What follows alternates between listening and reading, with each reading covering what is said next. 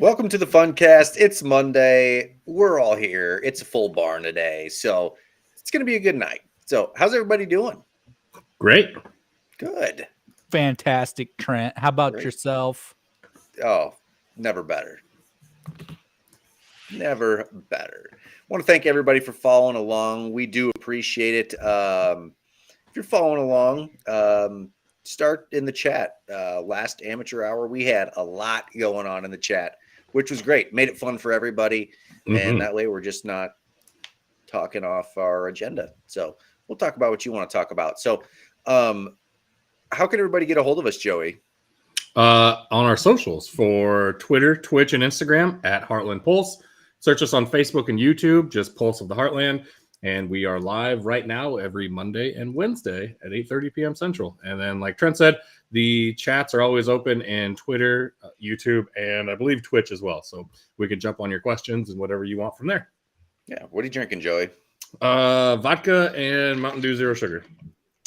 And where are you drinking vodka and Mountain Dew? I'm in Texas. Texas. Not Baton Rouge, Texas. Port Arthur, Texas. Jesus Christ. I see. Yep. Been here since Friday evening. Watched the Hawkeyes let me down in every sport possible except women's basketball. So that was good. Yeah. Good thing women's basketball is your favorite, Joey. Hell yeah.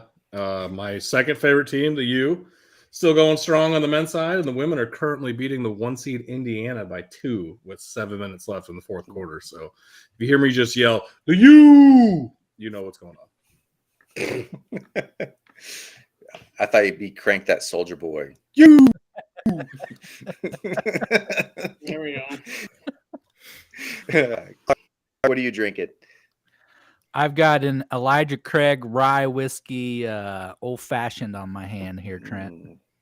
Sounds delicious. It's pretty tasty. Yeah. Ryan, what are you drinking? I've just got some vitamin C water tonight. Nothing special. Got to keep that immune system up. Yeah, so nobody really told me that once I had a baby, I'd be sick every other week, but here we are. I had a coworker tell me shortly after I started at Sanford that Amelia will be sick until she goes away to college, and so will I. And it is true. Yeah, it's every other week. Finally, I'm on the good side of things, and well, that was a fun week. Yeah, now we're back. Get yourself some airborne, some vitamin C, cough drops. Yep. You're good to go. Yep. I was gonna say, Ryan, isn't yours still a baby? Like, I didn't miss like 5 years of podcasting in a coma or anything, did I? She just turned 1 2 weeks ago, so no, she's still a baby. I've got a long 17 years left with her, I guess. Mm-hmm. Yep, only 17 more years of being sick. Yep. Speaking of illness, we just had a birthday party this weekend, and there are now 9 confirmed stomach bug illnesses from attendees at our party. So, man, ooh. Super spreader event. Yeah, it was a good party. So at least it wasn't the vid, I guess. Yeah, that's the most important part. Yep. What about you, Bryant? What are you drinking? I'm child-free, carefree, and sickness-free down here, so I'm enjoying a nice little Diet Coke. Jesus, as a treat. That is a treat. How about you, Trent? What are you sipping on? I am drinking a Bullet bourbon, old fashioned. Yeah, good stuff. So if it's Bullet bourbon, I mean, I know there's like proofs, but they should really put a caliber on that thing where, you know, like Bacardi 151, that should be their 50 cal. And then they should kind of go down to, 45. Like 9 mil. Possible. Yeah. 12 gauge. I like it. Get some slugs. There you go. Yeah. I thought of that in half a second after hearing Bullet bourbon for the first time ever. Bullet, hire me, please, for the love of God. Why are you not on for the love of God? Why are you not on their marketing team? They're missing a lot of talent out here in Old Ames, Iowa. So you would be deadly. Yeah. Get it? I do get it. Put up. All right. So we've been doing these lists. They've been kind of fun. This week we got top 3 favorite sports days of the year. So just your, random day could be like I gave the examples, Super Bowl, maybe the Daytona 500. I don't know. Maybe you're a NASCAR guy. I don't think NASCAR made any of our top threes, though. So we'll jump into it. Clark, you're first on the list here. What are your top threes? So my top 3 favorite sports days ever, starting with number 3 on the list, is the old College World Series first weekend. It's tradition there for a while to go with a group of friends. We'd just get a hotel room, go up to Omaha, and go to the ballpark, just watch baseball for a couple days and enjoy the beer garden and other things in Omaha. So it was always a good time, good memories. So that's why I had to put it on the list. Number 2, sticking in the amateur sports arena, I'm going with March Madness's first weekend. Like, I can't just narrow it down to Thursday because a lot of times that majority of that day is spent at work. But definitely the excitement of the day definitely has you, propping the phone up, having with the games playing just one after another, trying to watch the end of a bunch of these games as they finish. Super exciting. You just can't help but watch. But my all-time favorite sports day in all of the year is definitely NFL Week 1 opening Sunday. That's when all of the off-season shenanigans and talk come to fruition, and it's time to start backing up what you've been saying all off-season. So it's my favorite day. Just go find a walk-on. So that's where I was this past year after church one day and watching like 6 games all at once. It was fantastic. They've been a lot more. They've been a lot more fun the last few years, though, haven't they, Clark? Oh yeah, yeah. There's been some times I didn't look forward to the Chiefs season because it was like, how can we embarrassingly lose at the beginning every single year? But now it's a lot more fun, to say the least. I think everything's been a lot more fun since Patrick LaVon Mahomes II became a part of my life. I would agree. I would concur 100%. Going full name on this one, huh? Good for you. Oh yeah, we're tight. The most fun when he came into Bryant and I's life. Wait, are you a Chiefs fan now? Because of your shirt? No, when he played at Texas Tech and couldn't beat our middle linebacker playing quarterback. He's given me good memories even longer than Clarkson from the Chiefs, even before that. I just didn't know if Trent just virtually switched teams like I'm about to, so I didn't know. They're my AFC team. Come on. Oh, I will admit, though, and I do not delete the Facebook status. Every year it comes up because, again, our only exposure was, he was kind of like I'm going to say the equivalent is Anthony Richardson because everyone's saying it. But when I heard that my team traded up multiple spots and multiple picks to move up to 10 to draft a quarterback that I saw losing Ames by 56 points, I almost drove my car off the fucking road. I did because this was also the year after. It's like we drafted Kareem Hunt, and they go, "This guy's never fumbled in college. 4 years started, never fumbled. The first carry as a Chief, he fumbled." So I was just like, "This fucking organization," and now look where we're at. That was you in 6 years. That was purely the announcer's curse, though. Like, they had to say it as they were like handing him the ball. Huge run and fumbles it like inside the 5. Oh, come on. There's a lot of announcers this weekend trying to do that with March Madness, I noticed. This guy doesn't miss in these situations. Oh, yeah. Wait for the free throw to doink off. Yep. Yeah. Right before Spencer Lee got pinned, it was, I don't think he's ever been pinned in college. Are you fucking kidding me? Cool. Thanks, guys. Yeah, they're always bringing it up. He's a 94% free throw shooter. Right. He ain't gonna miss. Doink. Matt, the announcer's curse is a thing. All right. Well, Joey, you're next up on the list here. Oh, shit. Okay.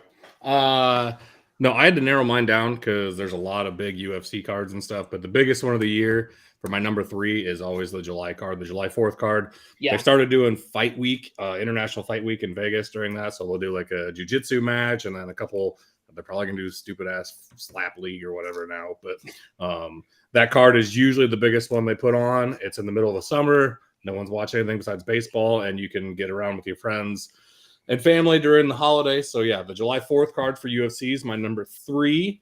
My number 2, I don't even have the agenda up because I'm in full screen. Sorry. Joe. I have college football championship game that Monday. The only reason it's not my number 1 is because it's a fucking Monday. I wish it was on a Saturday, just like the Super Bowl should be.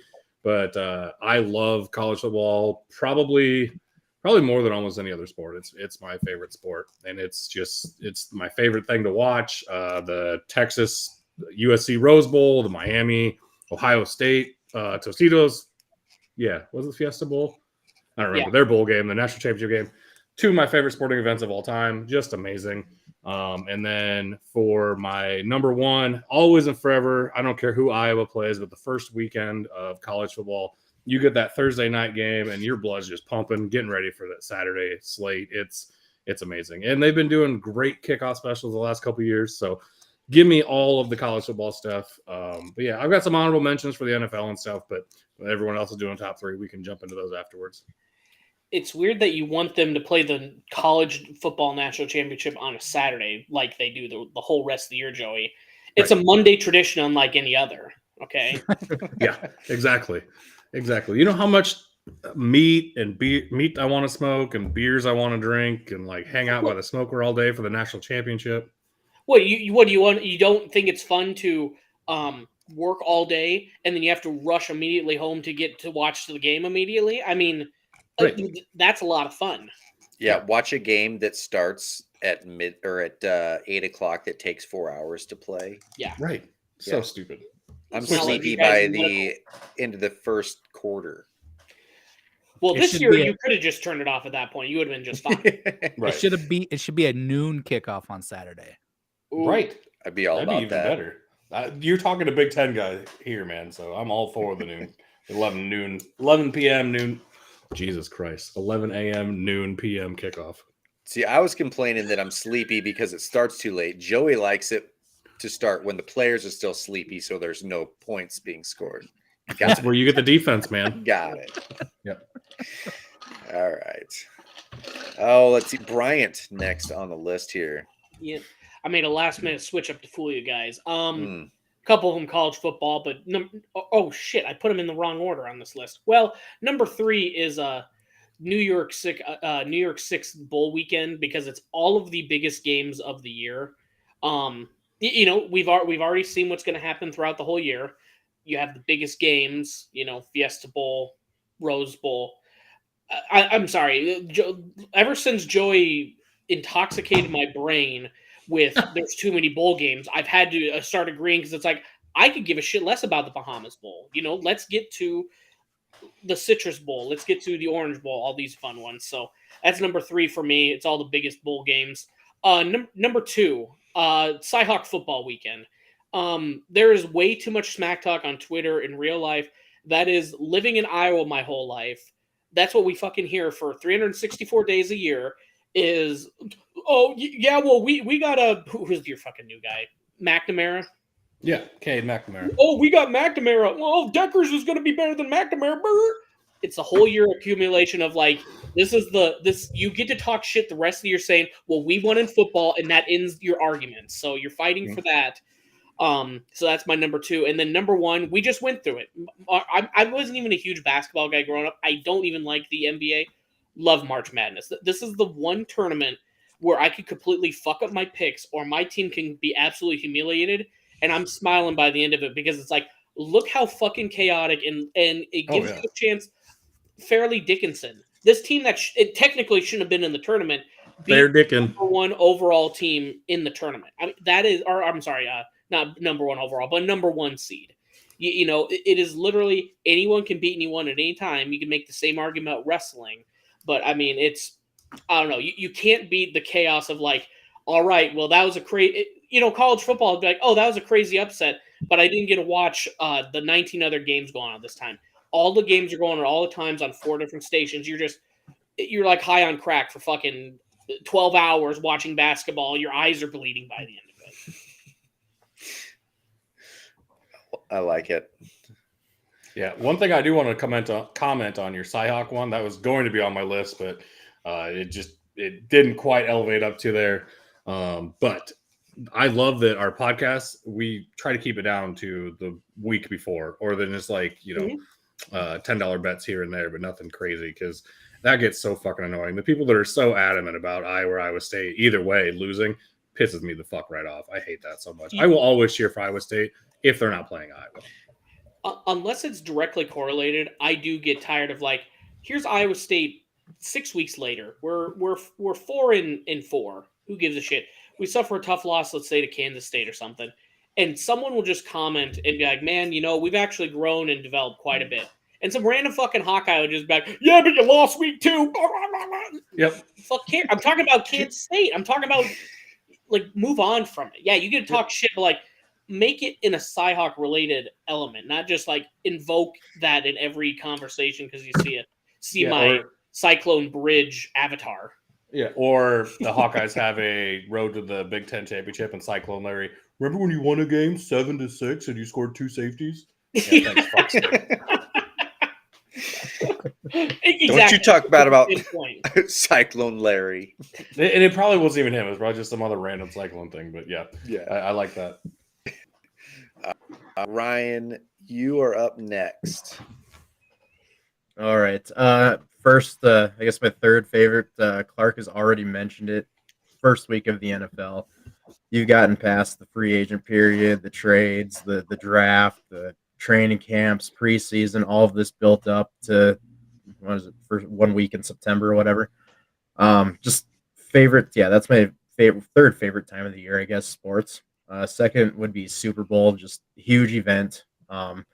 Everybody watches it. Doesn't matter who you are. Doesn't matter if your team's playing in it. My team has never played in it since I've been alive, so I still watch it. One of these days. It's not going to happen. Last year might have been our year if we had a defense, but we're not even going to win the NFC North this year. I'm pretty positive. And then the last is Masters Sunday. You get Jim Nance's nice, calming voice there on the microphone. You get your awesome Sunday Masters nap in between holes 5 and 11 and catch holes 12 through 18. Just amazing. It's an amazing tournament, amazing golf course. It's for me, it can't be beaten as a big golf person. Yeah, you and I think alike, apparently, because I'll do mine real quick. March Madness Thursday is mine. I love that first full day of basketball. These random teams I would never watch. Purdue and Fairleigh Dickinson, never watching Fairleigh. Well, Purdue maybe because they're actually going to be on TV, but never heard of the other school. I can't believe you haven't been dialing up Fair Dickin and Florida Atlantic all year, Trent. Come on. Yeah, wish I would have, but no, don't get that channel. Apparently, if there is a channel. Number 2, Super Bowl. Again, don't care who's playing in it. I'm watching it every year, and like Ryan said, we've never seen our teams play in it, so maybe this year, but probably not. But you got the commercials. The commercials, yeah. Those have gotten worse. I agree. Wait, so I actually watch the game for the game. Out of our group, I have the second most Super Bowl appearances for team-wise. It only takes one. Yeah. They've had 2 since I've been alive. Yeah. Amazing. And one of them because our kicker who hadn't missed a field goal all season missed a field goal. Yeah, you can thank us. No. Blair Walsh? Or we'd be tied. That's happened before, but no, that was good old Gary Anderson. Oh, sorry. I believe Mort was on the Falcons at the same time. Yeah. And number 1, same as Ryan again. Hello, friends. The Masters Sunday. I love everything about the Masters. We're like 3 weeks out right now. Pumped. Trent loved the Masters so much. I do believe he got married the weekend it was on. Sure did. So I planned it just right. I got married the weekend Patrick Reed won it, so I wouldn't have to watch. He's your favorite defending champion, though. Yeah. Yep. Nope. Didn't have to watch. I was too busy getting married. Sorry, Patrick. The only reason I didn't have Masters because I love it. I used to take off work to just watch it all day. I fall asleep too easy, man. Like it is so comforting, and I love it's such a beautiful, It is. you know, the music and everything. Jim Nance, nice soft voice going on, and I'll just like fall asleep for like an hour. I'm like, I missed a lot of great shots in there. So Right, you fall asleep Just- at Avengers movies. It doesn't take a soft voice. What are we talking about here? yeah, I fell asleep on Mission Impossible 5 during the whole like car chase scene and like where he's plunging underwater to get him and everything. I fell asleep for 45 minutes that movie, but I woke up and caught the end of it. I was a little confused, but I got it. There's only one person in my life I've ever seen fall asleep faster than you. It's my Uncle Wayne, who was on the very first Combat Sports podcast. I saw him fall asleep while grilling and holding a beer, leaning up next to a garage door, like the middle beam. Fell snoring asleep. It was amazing. Oh my lord! So I like the Masters so much that in 2020, COVID hit. They didn't have the Masters in the spring. I just YouTubed Masters final rounds, and you can just find all kinds of Sunday Masters rounds. And I watched 4 rounds. I watched Tigers. I think I watched Bubba's first win. Just you can find anything. What, were you not a native Iowan? Get Zach Johnson's in there, dude. I did watch Zach Johnson's. Okay. Yeah. I love a Masters like that too. The course beats those guys up. Zach Johnson, didn't he win with like a score of 1 or 2 under? Something crazy like that. So I do like watching that. But. That is that is one of the best things because like immortalizing history, the 16s that are beating ones, we're always going to remember UMBC. We're always going to remember Fairleigh Dickinson. Same thing with Masters. We're always going to remember the Green Jackets. If you win one, immortalized. That is the best part about that tournament. Yeah, what did it say on Full Swing? Like Rory was like, I love the history of the game. He's like, I can name like the last 50 Masters winners or something like that. It's crazy. We can name every single like one. in order. Yeah. Damn. Ben Aaron Hogan. Hannon could do that with Triple Crown winners on The Office. So that was her special talent. Well, y'all want to hop into the movie minute here? Yeah, let's talk about Mando.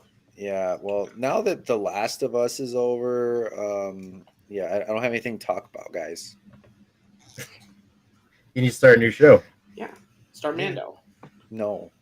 Do you want a recommendation? I got one for you. What is it? It stars Bryan Cranston, so I know you're going to like it. Okay. It's called Your Honor on Showtime. And the first season, it's about a dad that his son ends up killing a mob boss's son accidentally, and he saves his son, and then it gets super convoluted and like mixed up with a bunch of gangs and shit. It is amazing. The second season, I'm still trying to figure out exactly what happened because like they take a little bit of a time lapse between the first season and second season, and there's about 6 months there that you need to figure out what the fuck happened, and they don't tell you, and you got to kind of figure it out piece by piece, and it's awesome. And I'm almost on with the second season, so Your Honor on Showtime. Definitely recommend. Wait, is this a non-HBO show that Joey just suggested? Yeah, I'm running out of HBO shit, so I've started Yellow Jackets, which is also weird and creepy, and Ryan might like Yellow Jackets. It's got a lot of cult stuff and like horror with it. Not that Ryan's into like cult stuff or anything like that, but he does like horror more than the rest of you. Ryan is trying to join the cult that's in Spearfish. I mean, it's just There right you up the road. Yeah. Yeah. They had to move. The FBI was on their trail, so they had to sell the property and move. I've seen previews for it. It actually looks really interesting. So you're not wrong. Exactly. See, I knew it. The first episode's awesome, and I haven't jumped into it more than that because there's been a little THC taken, so I haven't been paying attention the greatest. What network is that on, or what streaming service? Showtime. Oh, okay. I can shoot you over those credentials too if you need it. You might have to.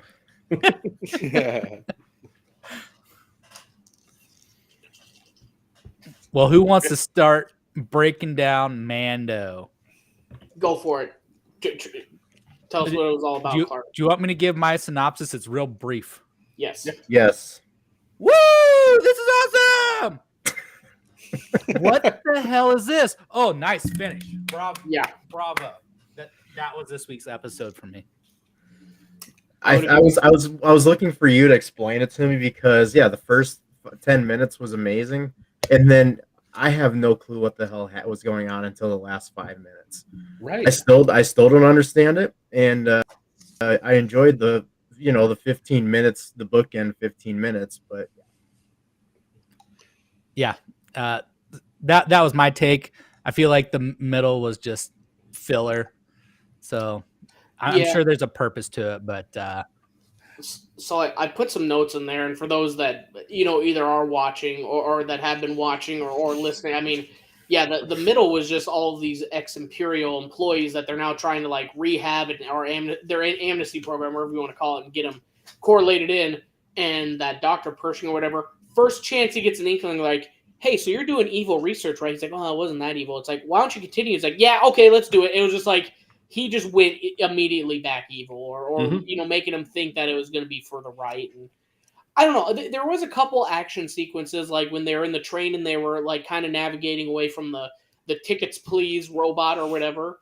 But it was just like, I don't know, man. Like you said, it was just very far-fetched. That we're always going to see whatever short hair was. Sorry, let me get her name pulled up here.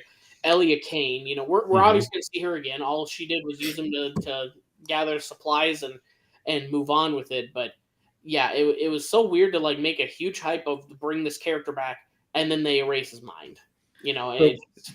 So I like how Bryant says it's very far-fetched. You're talking about Star Wars, right? Isn't the whole thing pretty far-fetched? Wookiees are real. You want to know Wookiees my are real. favorite part about this episode? Yes. This device they used to wipe his brain is actually just two C-arms in an AP and lateral position, just taped together. But they have a lasers that are coming out of the cathode to the tube side, and or the II side, and that's what fries his brain. It's a C-arm. So have we tried this? Should we get two C-arms? And just turn it up and just hold on the voltage. You hit one high button. level fluoro all the way. I'll hit one button. We'll just none of us are nuke med, right? We don't know what the fuck you're talking about. Well, this is X-ray. It's elementary, my boy. when you're talking C-arm, it's I think basic. You're talking about like lock bands or something. Those are basic. C-arms. Three of us actually understand what's going on here, Brian. So you sit back on this one. Yeah. You're in the minority here. That knows what's going on. You just comment or let us know. Text us. I don't give a shit. And we'll hear zero more people that know what the fuck you're talking about. That's all I know. There is one person watching, and it may be one of their wives that also works in that field. So Probably. 100% but of Trina's viewers. only done CT. She doesn't know what a C-arm looks like either. So I bet you it looks like a C. shots fired. Regardless, we'll in probably the name. We'll probably appreciate this one later on. This one was a very like, I'm watching The Mandalorian for Mandalorian. I think they're going to use that cloning. That was what Grogu was in season 1. The whole thing they talked about specifically, it's to clone 2 people. So they've already got the half of it with Grogu. Who are they going to put the Force into on the other side? Oh, that's going to be our big bad here. So, other than that, I was pretty upset that Bo-Katan hadn't took her helmet off because she was cleansed in the living waters. And they go, oh, now you're part of our way now. And I don't get a look at her face anymore. Well, even more pissed off. I guess I'm even more pissed off about that she didn't stand up for herself and like, hey, I have the dark saber now because I believe she still has it because she took it from, or did she give it back to Dinju? Din Djarin? I believe. Din Djarin, sorry. Yeah, did she give it back to him? Because she had it when she was fighting off I believe she did. Okay. Well, we didn't. I don't know if we saw that. Anyway. She gave it back, but it was one of those, like, she held it and he, like, grabbed it, but she wouldn't let go of it. He's like, you can let go now. And she's like, oh, yeah, sorry. Yeah. But she should, I don't know. I'm all for her using her platform and trying to become the leader of the Mandos. Like, someone fucking needs to, because that fucking, if we're going back to cult shit, they aren't going to do anything because that's not the way. Fuck that shit. You're not going to come back to prominence. Joey's a feminist through and through, even in the Star Wars universe. Exactly. He thought the Rey trilogy wasn't that bad. I agree. I agree. Took me a second, but no, I like this episode. Like you guys said, the sandwiching, the bookends of it, but I didn't like anything in between. Yeah, I actually pulled a Bryant on this episode with 20 minutes to go. Woke up and I'm like, well, I missed the last 5 minutes at least, so I need to finish this tomorrow. yeah. I'll notice it. I'll kind of like I'll feel my eyes getting heavy, and it's like I'll wake up. It's a different thing. I go, yep, just pause it. I just gotta stop. I can't really. An episode like this one, it is tough because it's just like huge action to get you pulled in, and then here's your 45 minutes of bureaucratic watching someone in their cubicle do meaningless shit. I do that 8 hours a day, Disney Plus. I see people doing nothing in their cubicles. Just give me the pew-pews and the lightsabers. I love how that's the worst part is that was the longest episode of the season so far. Yeah. I love how he went from like this big ass speech in front of the whole New Republic and all the like higher ups to working at a desk. What do you think he makes a year? Like 4 sandwiches? I don't know. How many units? That is always my favorite. And like in these, like again, we always talk about Jizz's space jazz. You know, they have all these different words, and then their money is just units. It's like, yeah, I gamble like a guy units that really too, likes dude. units. So yeah, but they're space units. Ooh, or like Is that what it was? Is that what it was? Source is unobtainium. Didn't they use units in Guardians of the Galaxy too? Yeah. That must be the standardized space money then. Yeah, it's got to be like every universe. Yeah. It's come on, Joe, you got that one. It's way better, and I've been rereading the books. It's way better than Harry Potter currency. That's the stupidest fucking thing I've ever read in my life, and I love Harry Potter. But 21 Canuts equals 1 sickle, 17 sickles equals 1 gallon. Shut the fuck up and make it by 2s or 5s, J.K. Rowling. I know you wrote the books 25 years ago, but it makes me angry to this day still. I'm rereading. How many Shroot bucks equal a unit is all I care about. I said it's space cash. Space cash, yeah. Space cash, homie. Oh, yes. Good call. Baby Farts McGee's baby. Woo! Big ol' upset. 70-68 final over Big Ten champions, Indiana. Big Ten blows. Yeah. Indiana blows. Yeah, I agree with that too. Both can be factual. No, mutually exclusive. So, yeah, I don't know. I'm looking forward to next week. Hopefully they keep growing.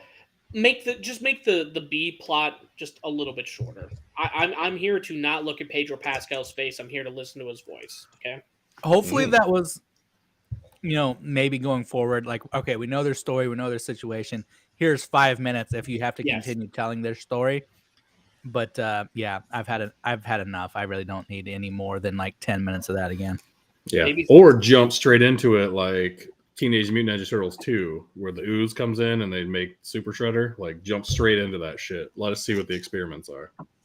Yeah, I swear, if they start driving Vespa scooters, I'm out. I want them to incorporate Teenage Mutant. I want Krang to be part of the Star Wars universe now too. Yes. Yes. That's another idea for top 3. They come up from the bottom of Coruscant. You think the tunnels down there, they got to be massive. Those turtles got to be huge. Big old turtles. I believe one of them is a mythosaur, is what I've been told. Yeah. Hey, at least we know the names of shit this time. Last time we're the big old beast thing underwater. That was us just the whole time. And then the lightsaber go pew pew. So I'm glad we're learning some of the names of shit now. Wikipedia, baby. That is actually one of the better things in the Star Wars universe is their Wikipedia is called Wookieepedia. I'll agree with that. So it derives from a fan site called Fandom, and then they break it down into like universes as genres. So there's a Game of Thronespedia, a Wookieepedia, all kinds of stuff from a website called Fandom. I'm trying to think of a Star Wars Wookieepedia. Cookie. Wookieepedia? Is there a baked goods site called Cookiepedia? Ooh. I don't know. Is there a meat website called Barbecuepedia? Is there a Hawaiian site called Tikipedia? All right, enough of this. Yeah, I'm tired of it too. I just want to be the last one because I'm the most creative.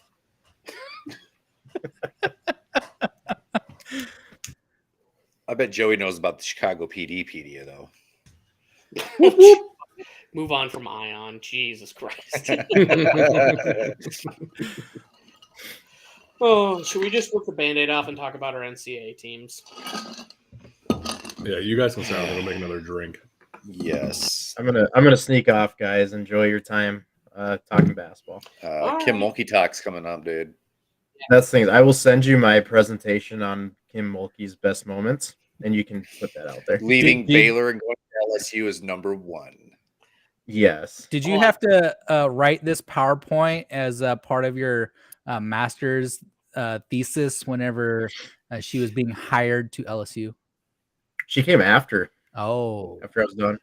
I think the next year. No, mine was how amazing Joe Burrow is at smoking cigars in the locker room. If you walk around campus, there's a lot of trees in the bark that have KM plus RV with a heart carved around it.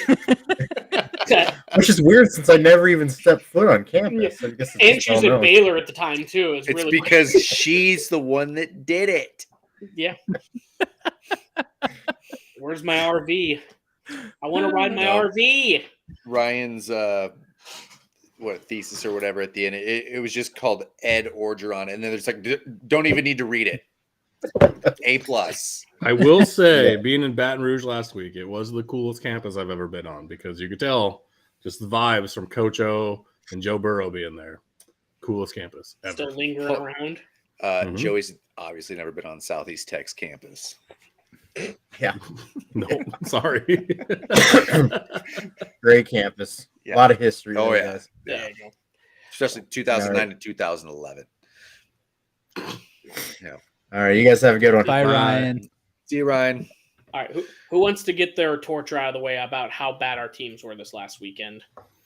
Can we all just go at once and it'll just be a big mashup of suck? Let's just go in the order of our heartaches being broken. Joey, why don't you start? Auburn, Iowa. Why the fuck do I got to go first? Because It happened first. They lost first. I know. Yes, I know. I get it. Jesus, don't yell at me now. I'm already grieving. My Lord. Well, the weekend started fucking terrible with Iowa losing to Auburn. I don't even know the score of the game. I just don't even care that much. Hawkeyes just didn't shoot. 83-75. So it was a decent score, but yeah, they didn't shoot well going down the stretch. At one point, I believe they were up 8 or so. But then, their defense can't stop anybody. It's the exact opposite of the Iowa football team.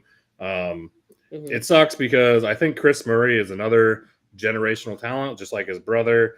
And I believe they had something going. It just they couldn't put it together all season. So good for Auburn and Bruce Pearl. I believe they lost the next game though. So to Houston. Houston still win. So but Iowa just didn't do well. So that's all I got from that. It started my weekend off bad. Do you think them playing in Birmingham made any difference with it being a pseudo home game? I don't know because I've been to Birmingham and there aren't a lot of Auburn fans. It's mostly Bama fans. I know it's only 2.5 hours away, but still, it's not like everyone in Birmingham is going to that fucking game.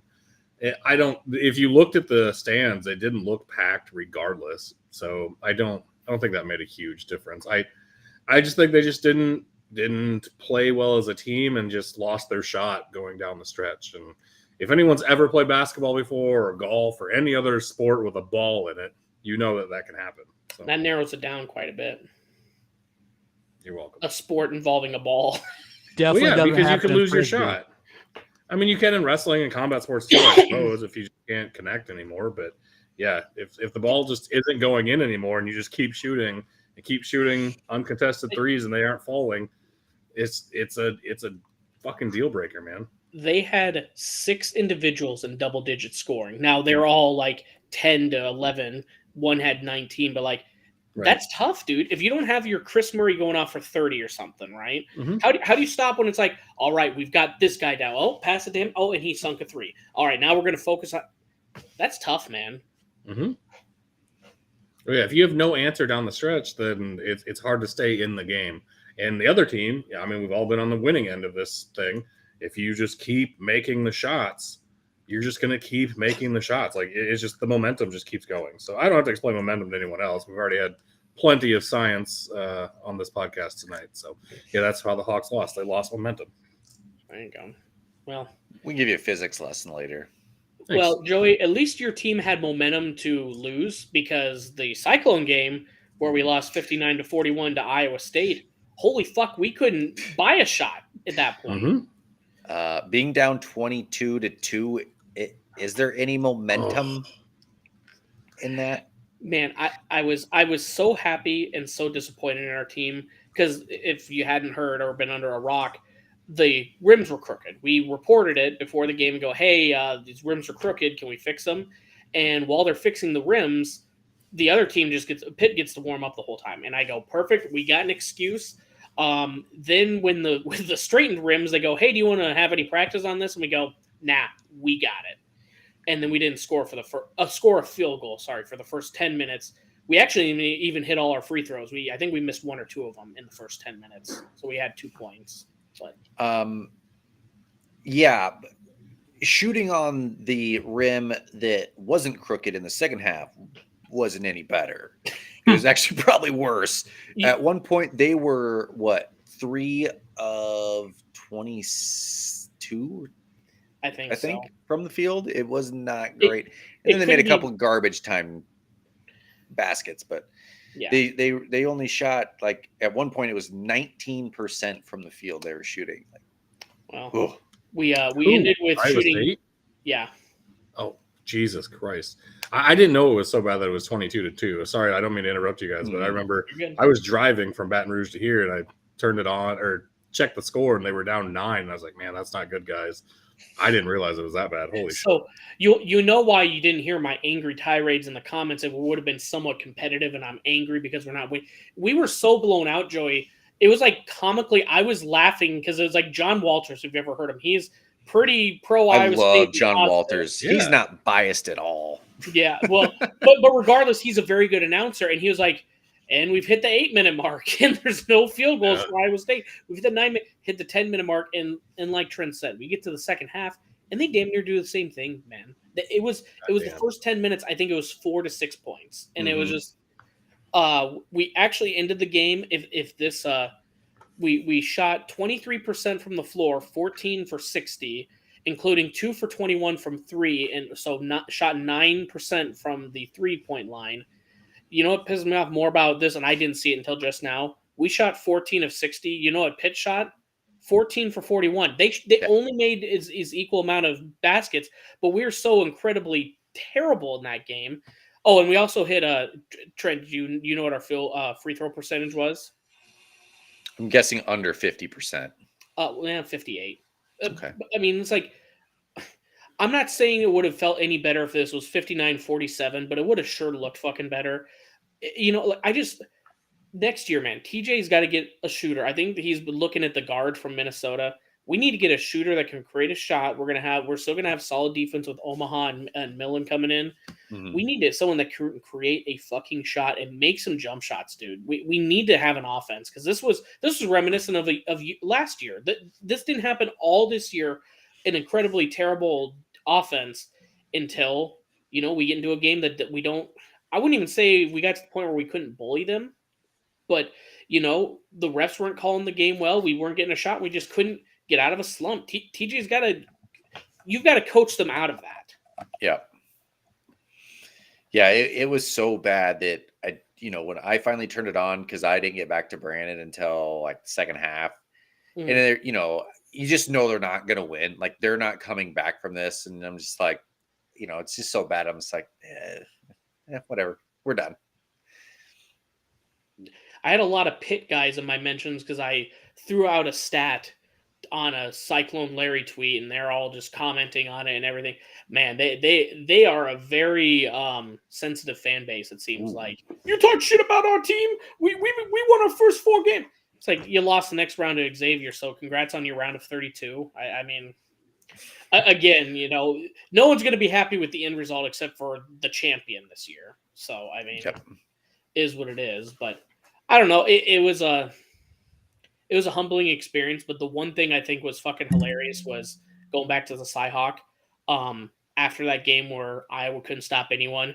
There's a Fran McCaffrey book, like Championship Defense, and he hasn't made the Sweet 16, and everyone's really piling on. That's funny.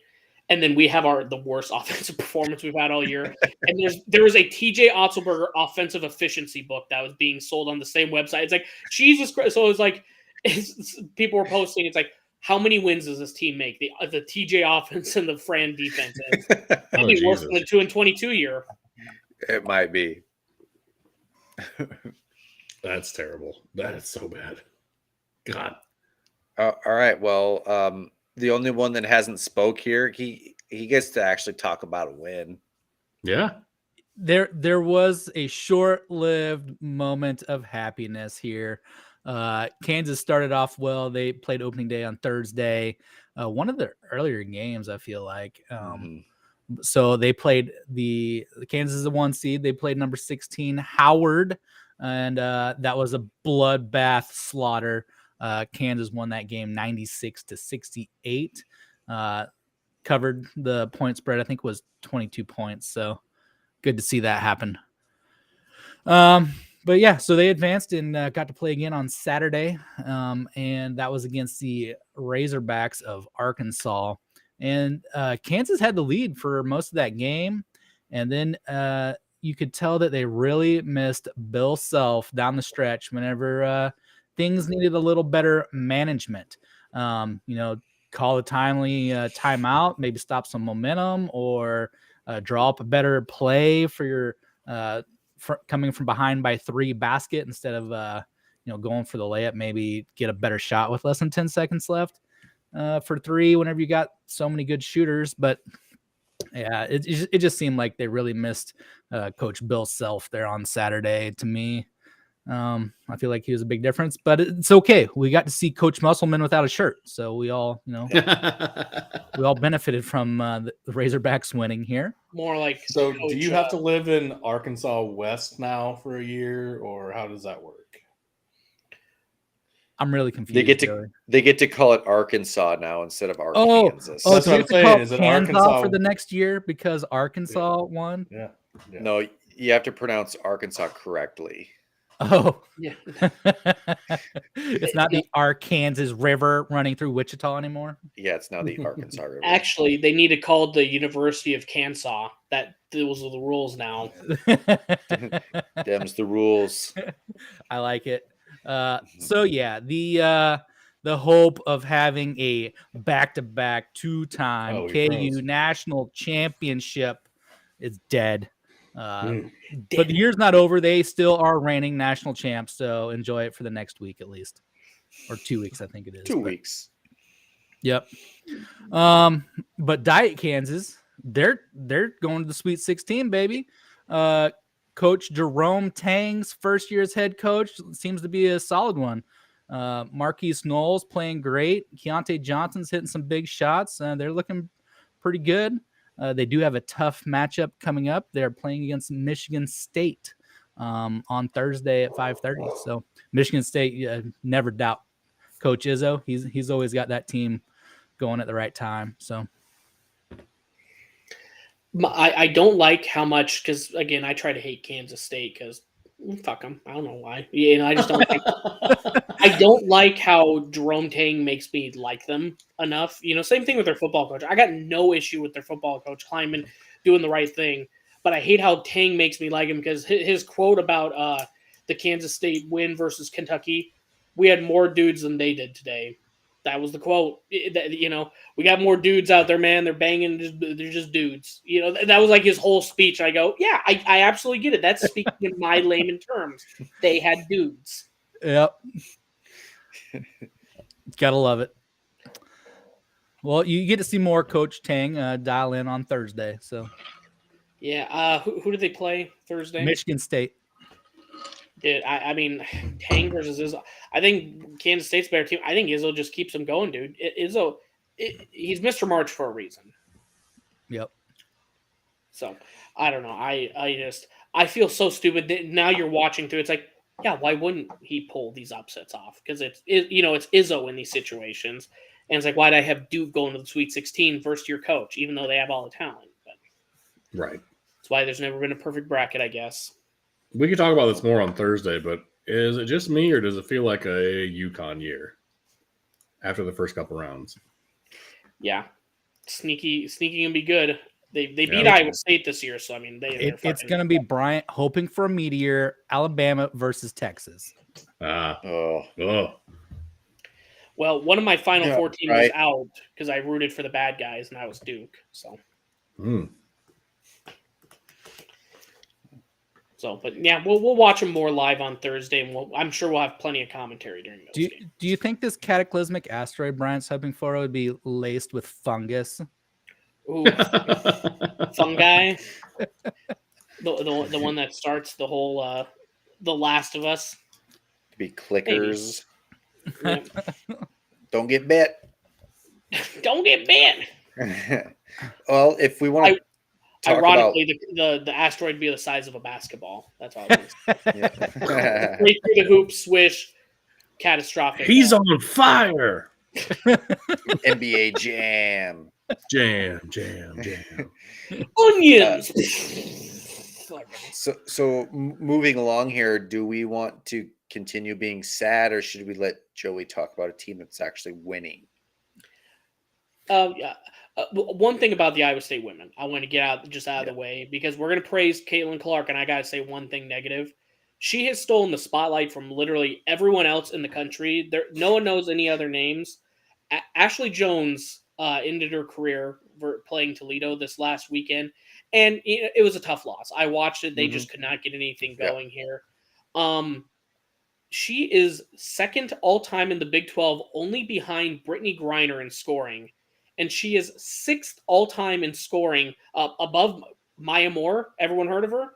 Mm-hmm. Maya Moore. She's above her, I think, by about 100 or so points. Fucking heard nothing. Why? Because we had to hear about goddamn Caitlin Clark all fucking year. And Caitlin Clark this, Caitlin Clark that. We have someone that's in the all-time top 10 scoring.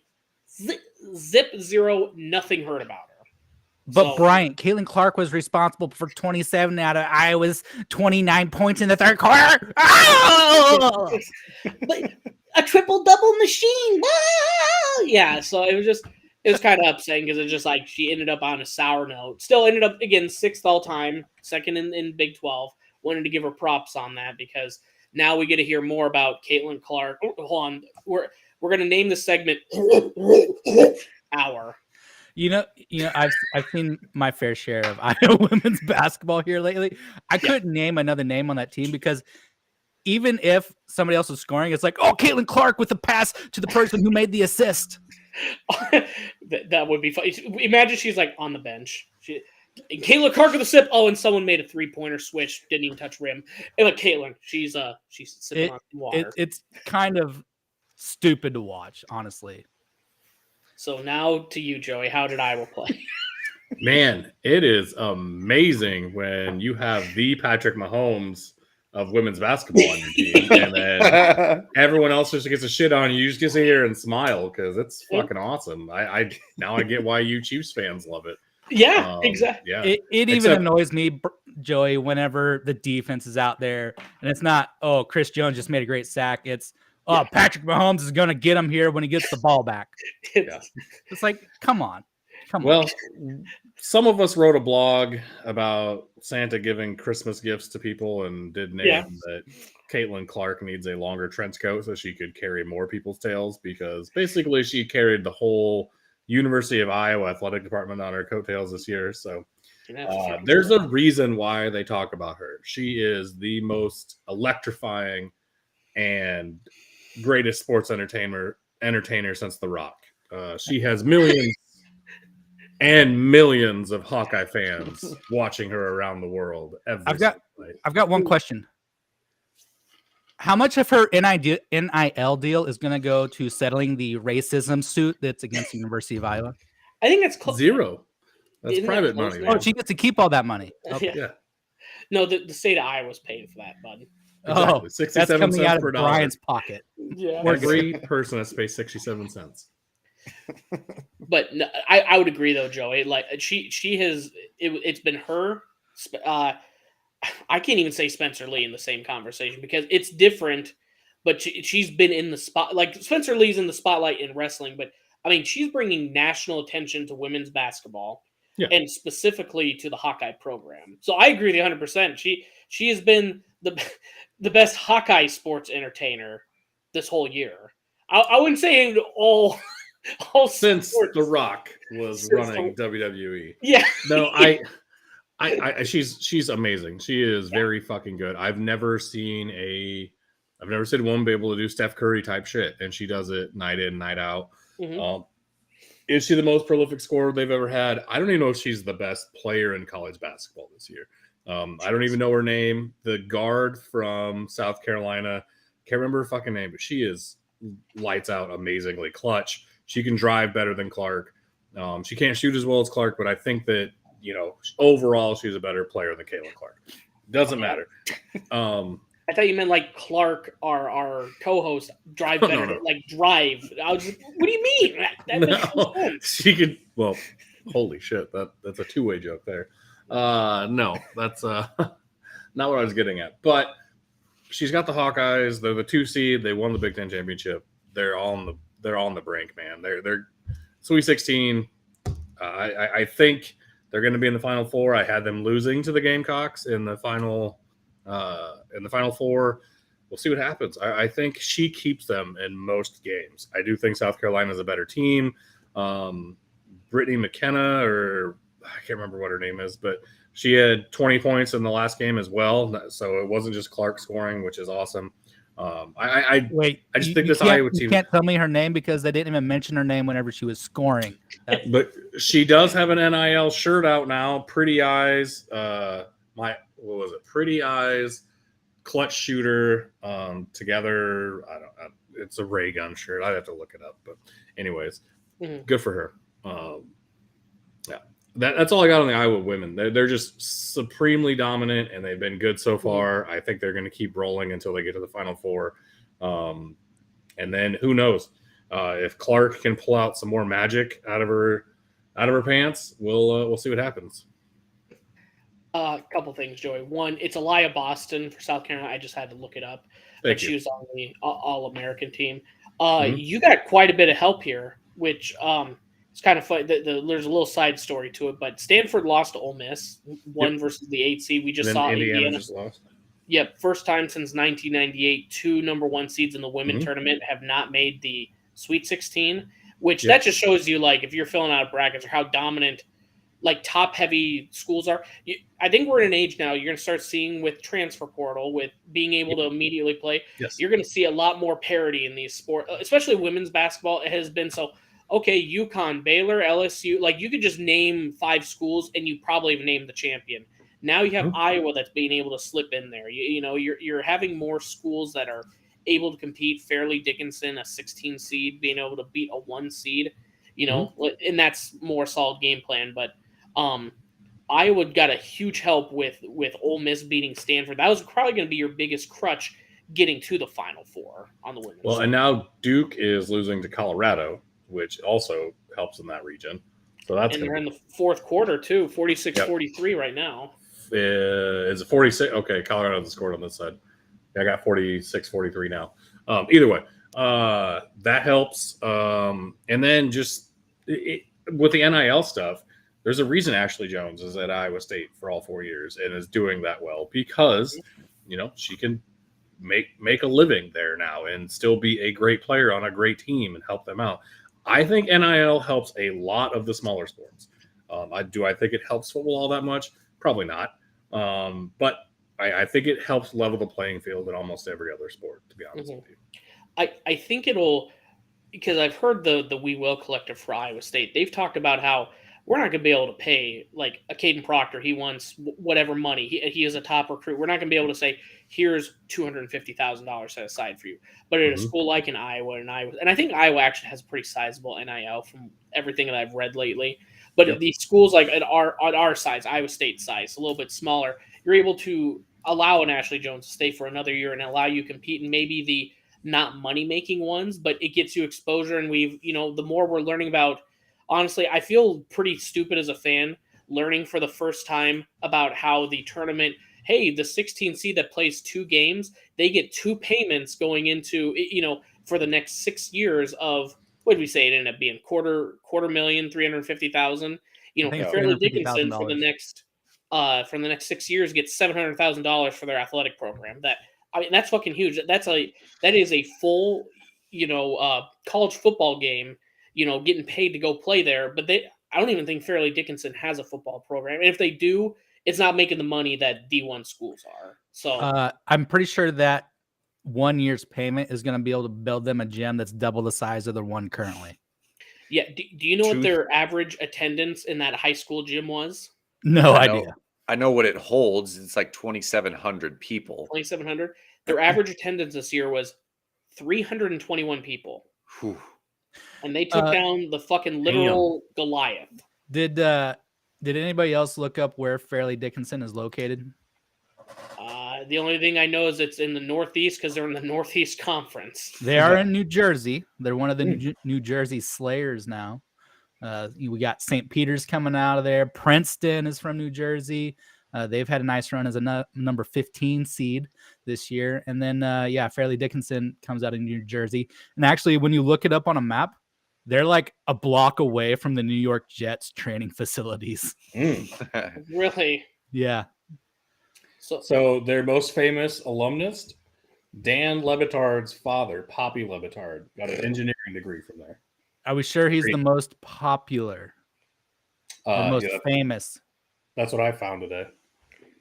Yeah, but you always listen to Lebitard's show, so. I mean, did I do any other research? No, but yeah, that's okay. What I heard. Okay, here it is. Sorry, I had to figure. So, like, another big thing for these schools, like why these upsets, again, adds to why I love March Madness these first couple weekends. For a few schools here, because they made huge runs, like remember George Mason when they made their run way back in the day, just out of fucking nowhere? Enrollment for the school went up 350%. At Butler, when they made their finals runs, it allowed them to build a $36 million renovation to their stadium. Let me see. VCU, their annual gifts increased up to $5 million. Let me see what their previous was. Previously, it was 1.5, so their donations literally tripled, by making a run in the tournament. And you can see VCU's now is a respected basketball school, and they're making runs for it thanks to Shaka Smart. Florida Gulf Coast, excuse me. They increased their fundraising for the school from $14 million with their 115-2 upset to $33 million. So, I mean, I guess all I'm saying is that's what I love about the tournament and seeing these huge upsets that are happening is just, I mean, okay, cool. It's fun to shit on Purdue. It actually is. But, knowing that it's actually making a huge financial difference to these schools too, I think it was St. Francis. Oh my goodness, St. Francis Brooklyn. That's in the Northeast Conference with Fairleigh Dickinson. They just shut down their whole athletic program. 21 sports are now canceled because they can't afford it. This type of run, it saves schools. That one probably literally helped save the school if they weren't pretty close. I mean, they could be on the verge like they were. Right, makes complete sense. So how do you think St. Peter's has done this year? I think they were around 500. I actually looked up their record the other day, but the women weren't very good. I'm more talking about their school and their program. After last year's run, they probably. I apologize. That was from an article because you've seen in the last decade the difference on what it's made. But I mean, remember you'd hear stories about St. Peter's. They couldn't get practice because they had to rent out the gym to earn money. It would be they'd rent out like the facilities for like birthday parties and shit. Now they're probably, hey, we don't have to rent it out when we have practice, or can't shower there or shit. They actually able to put some money in the program now.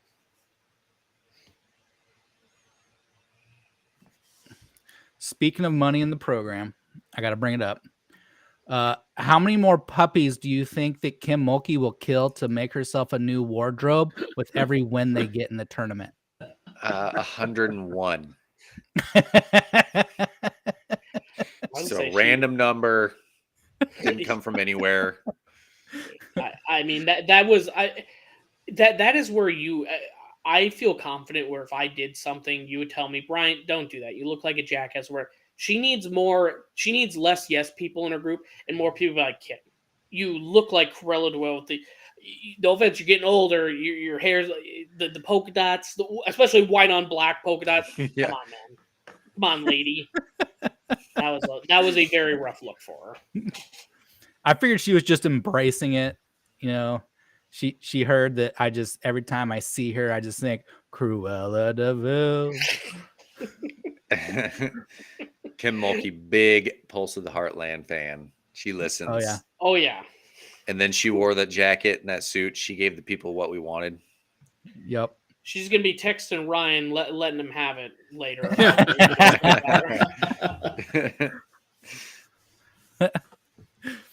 Well, are we done with basketball? Yeah, I suppose let's get the heartbreaking wrestling out of the way. Literally, this might have been one of our worst sports weekends with all of our favorite people, other than Caitlin Clark and the women's basketball. Everyone lost in the state of Iowa, man. Mm-hmm. Yeah, I don't know if you want me to lead it off, but I don't want to jump into this too much. I'd rather save some for Thursday. Let me get over the heartbreak a little bit more. But, biggest storylines of the weekend for wrestling. Penn State wins their second national championship in a row. They have two national champions. Yanni Diakomahalis becomes a four-timer. Spencer Lee does not, loses in the semifinals. And David Carr wins the series, but loses the national championship against Keegan O'Toole. So lots more to cover on that, but we can get initial thoughts from Bryant and then everyone else. But I'll cover more in depth once Thursday comes around, the amateur hour. Yeah, I mean, again, like I said, all our guys lost, and it's the same thing. I don't know how much Spencer wrestled him. This is where, I mean, this is where you make your career, dude, because you can't.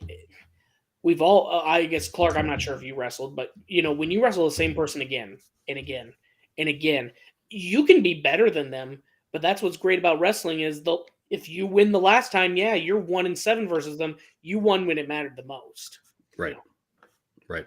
And I think they did a thing with Keegan O'Toole, his interview after he got off the mat. Mm-hmm. And the interviewer's like, I saw you when you lost to the Big 12s and you came off, hot-headed. Your mind was clicking how you were going to get better. And you went in and had a 2-hour practice immediately after that.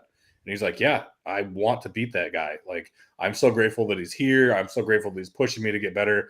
And he's like, I haven't came out of the wrestling room the last 2 weeks. He's like, I put all my heart and soul into this matchup. So stuff like that's awesome. That's why I love college wrestling.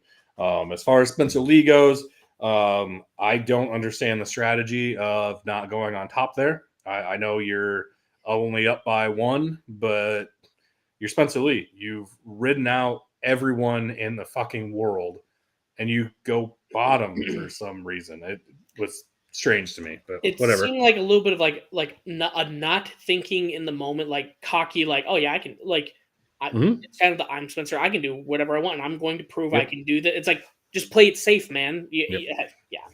Sorry, he didn't even go on top or on bottom. He went neutral, and Matt Ramos has already taken him down in that match. So yeah, stuff like that. It doesn't make any sense to me, and it doesn't for anybody else. My ending thoughts on that is I really, really hope that he was actually hurt and not just forfeiting to forfeit out, because it's a bad look. Granted, it is something that no one else in the world ever understands, because Dan Gable lost in the finals. Spencer, he didn't have to try to wrestle back for third. Spencer Lee lost in the semifinals. Like, if you put your whole heart and soul into that, that's like a family member dying type of thing. So I don't know. Kyvan Gadsden, for all the shit I talk about him on Combat Sports Pod and the Amateur Hour, he really put it into perspective. So if you're looking for kind of what my thoughts would be on that, look up Kyvan Gadsden on what he said on Twitter, and it'll put in perspective what a college athlete thinks about at that point. So that's kind of what I got. I've got an amateur take. Let's hear it. His mom ran out of glasses. Oh jeez, I was literally just gonna say I fucking hated that, man. I couldn't watch that clip enough. Every time I watched it, I chuckled. Like, it's like, oh my god, like this is the moment the camera's watching. Like, come on. And she doesn't even care. Like, she's a world judo champion and just is amazing at grappling. She sure showed those glasses. She is. Damn. Oh god, yeah. She's She's all about that. They get in front of the cameras all the time. And when he lost to Austin DeSanto, his championship match, his senior year, his mom was like, yeah, I don't know what happened. He didn't wrestle well, and he has to get better. He's not going to win 4 NCAA championships if he doesn't get better. And that was the goal then. I mean, you can tell that whole family has put everything they can into this. And 2 knee surgeries later, her son, being there for almost 6 years now, I'd break my fucking glasses too. Like, that's a whole nother ordeal. If you've never ran into a wrestling mom, try not to, and do not ever piss her off about her kids.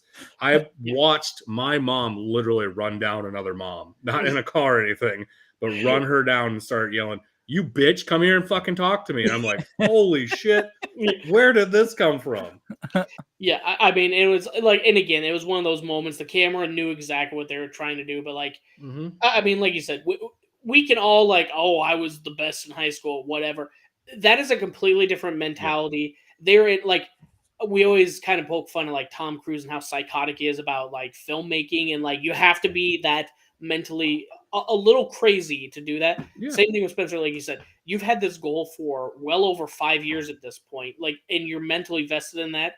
Your family is, like you said, or I guess probably 7 if he's been in college for 6 years. But if they're talking about in high school winning 4 national championships and builds up to that, I'm surprised it was only the glasses that got broken and not anyone else. Yep. Well, and it reminds me of last year when David Carr came back and won 3rd after losing in the semifinals. Like, or I think he even lost in the quarterfinals. He might have lost earlier. But that takes extreme balls when you're the heavy favorite to win that. And that was a year where he was only going for back-to-back. He wasn't going for 4 in a row. Yeah. And kudos to him for doing that. A lot of guys can't do that. You see a lot of people that were ranked number 1 or, going for back-to-back championships. They lose that one and they're not even, on the podium whatsoever. Yeah, they give a fuck less at that point. Exactly. And it takes a special person to come back at that point. So I get wanting Spencer to wrestle the whole weekend. I want to see him wrestle more, but there's always freestyle. I hope whatever he did hurt, hopefully he comes back healthy for this summer and he's at Final X. So give me that shit. Agreed. Yeah. Yeah, we'll cover more wrestling on Thursday. Watched my boy Hendrickson lose there in the semifinals. He lost it to Kirkvliet from Penn State. So I feel like I disagree with you with him choosing to go bottom in the 3rd. He was only trailing 3-2 at that point, and he did better when they were up neutral in the 1st. He got the takedown. That's how he got his 2 points. So that's my take. Kirkvliet got 2 from a reversal, I do believe. So. Oh, in Hendricks. Okay, I thought you were talking the Spencer Lee one still. Yeah, I did too. So Hendrickson. Refresh my memory. What happened again? He was up 2-3 or down 2-3. He started up 2-0, and then I think it was 2-0, and then Kirkvliet got a point. Escape and a takedown. Huh? He would have got an escape and a takedown. He got an escape, which got him 1, and he didn't get a takedown. It was whenever he chose bottom with Hendrickson on his back, he got a reversal. That's where That's where he got his 2 points. Okay. So that's why. Yeah, I don't know. Like you said that you score more points from the bottom, but Hendrickson performed better from the neutral position. He got the takedown there, and that's what got him points. So that's why I would have preferred to see him go neutral in the 3rd. But yeah, but especially at heavyweight, they sweat so much that it's hard to get your neutral takedowns. So coming out from the bottom and getting a 1 and then starting back up to neutral, that's why you usually see people go down, especially at heavyweight, because they're usually strong in the hips and can stand up. But Kirkvliet's a different animal. So he made a couple kicks in the 3rd trying to get a reversal going, just couldn't escape that grip. So, and you saw what he did to Cass. I mean, with Hendrickson being longer and taller than most guys, he can go down and come out. Where against Kirkvliet, he's not the longer and taller guy. He's probably actually shorter than Kirkvliet. So it's a tough choice either way because it's hard to get on Kirkvliet's legs. So, yeah, I agree with you. I think that he could have done neutral and been just fine, but also with his explosiveness on his hips, he could have got out and got an extra point and then got a takedown. So, either way, it's neither here nor there anymore. So, all right. Well, we want to wrap it up here? Sure. Cool. So, all right. Well, we do appreciate everyone joining us here. Like we said, we'll do. I think we're going to plan Thursday this week for amateur hour. Just kind of talking about the Sweet 16, the upcoming weekend. Probably break down a little bit more into the wrestling. I know we actually went quite a bit more than what we were expecting here, but do appreciate you listening here. Joe, you want to hit them with the socials quick? Yep.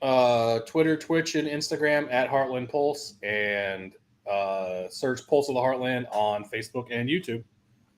Awesome. Well, we do appreciate you. We'll see you Thursday.